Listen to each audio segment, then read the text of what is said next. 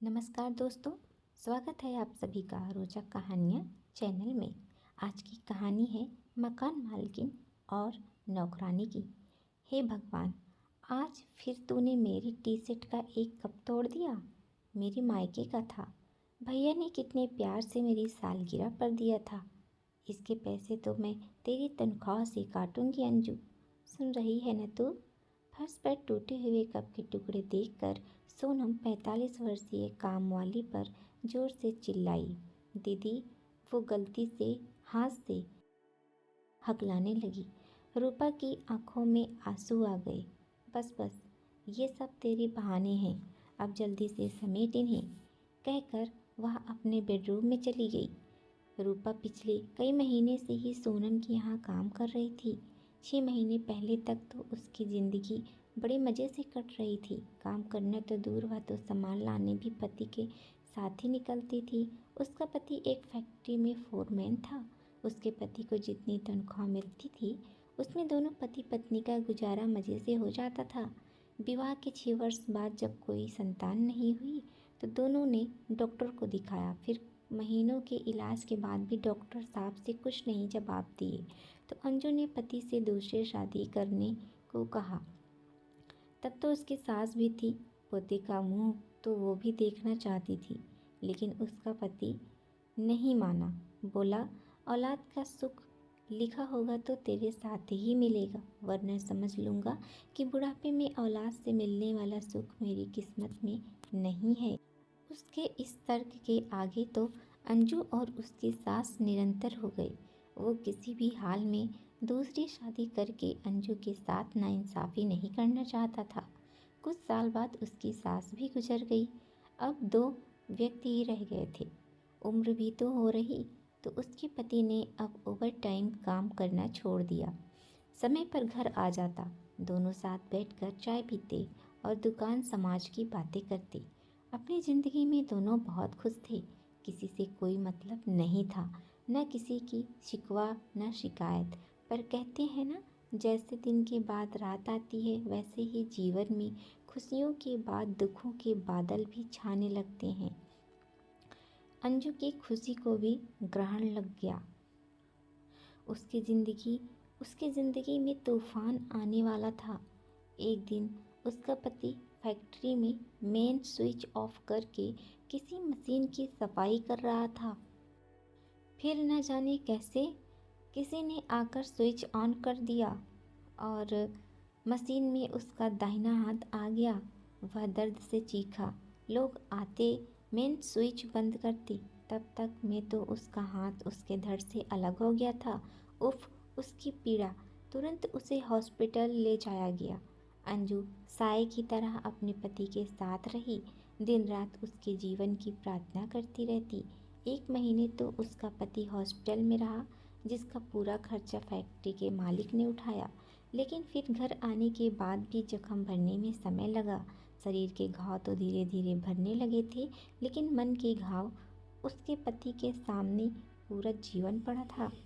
उसे दिन रात यही चिंता खाए जाने लगी कि अब आगे क्या होगा, उसका अपाहिज जीवन कैसे चलेगा, रूपा अकेले सब कैसे करेगी। मालिक से मिली मुआवजे की रकम भी अब ख़त्म होने लगी थी। तब अंजू ने अपने पति से कहा कि मुझे काम करने की इजाज़त दे दो। उसका पति निराश होकर बोला कि तू क्या काम करेगी, अब तक तो मैंने तुझे रानी की तरह रखा था, और अब तू कैसे। तब वह हंसते हुए बोली थी कि हम औरतों को भगवान ने बहुत शक्ति दी है, और फिर तुम तो हो ना मेरे साथ। यही कहकर उसने पहली बार अपने घर से बाहर कदम निकाला था। वो सोच रही थी काम करें तो क्या करें। फिर उसने घरों में जाकर झाड़ू बर्तन करने की सोची। काम करने की आदत तो उसे नहीं थी। धीरे धीरे करने पर सोनम कभी एक गुड़की दे ही देती थी। फिर भी सब ठीक चल रहा था। काम करके घर जाती तो पति मुस्कुरा कर वैसे ही उसका स्वागत करता जैसे पहले वो किया करता था, और तब उसका सारी थकान दूर हो जाती थी। पिछले महीने उसे बुखार हो गया था। 2 दिनों की छुट्टी लेने के बाद वह काम पर लौटी तो थी, परंतु कमजोरी थी। जिसकी वजह से उसके हाथ से एक कांच का गिलास गिरकर टूट गया था। और अब ये कप अंजू सोच रही थी, दीदी तनख्वाह में से पैसे काट लेगी तो महीना कैसे चलेगा। उसके खुद के इलाज में ही काफ़ी रुपए खर्च हो गए थे। अभी तो उसकी दवा भी लेनी है, कैसे होगा सोचकर उसकी आंखें नम हो गई। अपनी आंखों के कोरों को पोंछते हुए उसने कप के टुकड़ों को उठाया और सिंक में पड़े बाकी बर्तनों को वह धोने लगी। इंसान कभी कभी कितना मजबूर हो जाता है। वक्त कहाँ से कहाँ ले आया अंजू को। क्या बात है सोनम, ये उस बेचारी पर चिल्ला रही थी।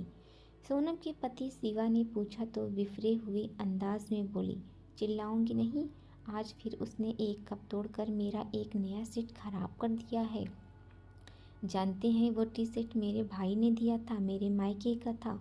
उसका पैसा तो ज़रूर काटूंगी, तभी उसकी अकल ठिकाने आएगी। हर दिन कुछ न कुछ तोड़ देती है, पता नहीं दिमाग कहाँ रहता है। यह ठीक नहीं है सोनम, एक कप के लिए। तुम तो जानती हो कि उसका पति। अरे बस बस, ज़्यादा तरफदारी करने की ज़रूरत नहीं है। 2 दिन के बाद अंजू ने सोनम से कहा कि कल उसे पति को लेकर अस्पताल जाना है, इसलिए थोड़ी देर से आएगी। अगले दिन शहर से लौटते हुए शिवा अपने 2 मित्रों को भी चाय पीने के लिए घर ले आया। बर्तन तो जूठे पड़े थे तो सोनल चाय पीने के लिए नया सेट निकालने लगी। उसने पहले 4 कप निकाले, फिर प्लेट निकालने लगी तो एक प्लेट हाथ से फिसल कर गिर पड़ी। छन की आवाज़ सुनकर शिवा किचन में आए और ज़मीन पर प्लेट के टुकड़े देखकर उनका पारा चढ़ गया और बोले, सोनम क्या किया तुमने? मेरी दीदी ने गिफ्ट किया था और तुमने तोड़ दिया। तुमसे तो कोई भी काम नहीं होता, पता नहीं तुम्हारा दिमाग कहाँ रहता है। कोई काम ढंग से नहीं करती हो। पति के मुंह से अपने लिए नकारात्मक बात सुनकर सोनल को रोना आ गया। अपने आंसू पीकर उसने चाय बनाई। मेहमानों के जाने के बाद वह फूट फूट कर रोने लगी। शिवा ने पूछा कि क्या हुआ तो वो पति पर बिफर पड़ी। एक प्लेट के लिए कितना सुना डाला तुमने, ये भी ना सोचा कि घर में मेहमान बैठे हैं। कम से कम मेहमानों का तो ख्याल कर लेते। अरे भाई, मेरे मायके का टी शर्ट था तो क्या हुआ, सेट फिर से आ जाता। यही तो मैं भी कह रहा हूँ। सोनल, मेरी जरा सी बात तुम्हें बुरी लगी तो जरा सोचो कि 2 दिन पहले एक कप टूट जाने पर तूने अंजू को कितना सुना दिया था। ये भी नहीं सोचा कि उसकी तनख्वाह के आधे पैसे तुम रख लोगी तो वो दुखियारी कैसे सब करेगी। उसके घर की हालत तो तुम्हें पता है ना। सोनम, कप हो या प्लेट, टूटने की चीज़ है, किसी से भी टूट सकती है। उसके लिए किसी को ऐसे डांटना नहीं चाहिए। मैं बस तुम्हें यही समझा रहा था। सॉरी शिवा, सच में मैंने रूपा के साथ बहुत बुरा किया था। कहते हैं उसने अंजू को फ़ोन करके कहा कि आज तू मत आ, अपने पति का अच्छे से चेकअप करा ले। नहीं दीदी, वो पैसे नहीं मिलेंगे तो चिंता मत कर, तुझे पूरी पगार दूंगी। हंसते हुए सोनम बोली तो शिवा को आज अपनी पत्नी दया, स्नेह और प्यार की एक मूरत नजर आने लगी। वो भी पत्नी को देखकर मुस्कुरा दिया। गलती किसी से भी हो सकती है। अगर कोई चीज़ हमसे टूट जाएगी तो क्या हम उसका भुगतान करते हैं? नहीं ना। तो अगर हमारे घर के नौकरों से कोई गलती हो जाए तो उसकी सैलरी से न काटें। हर किसी की कोई ना कोई मजबूरी होती है, यानी काम करना, वरना दूसरों के घरों में बर्तन मांजना कौन चाहेगा। आशा करती हूँ दोस्तों कि आपको कहानी ज़रूर पसंद आई होगी। ऐसे ही कहानी सुनने के लिए हमारी रोचक कहानियाँ चैनल को सब्सक्राइब करना ना भूलें दोस्तों। मिलते हैं एक नई कहानी के साथ एक नई वीडियो में। तब तक के लिए धन्यवाद दोस्तों।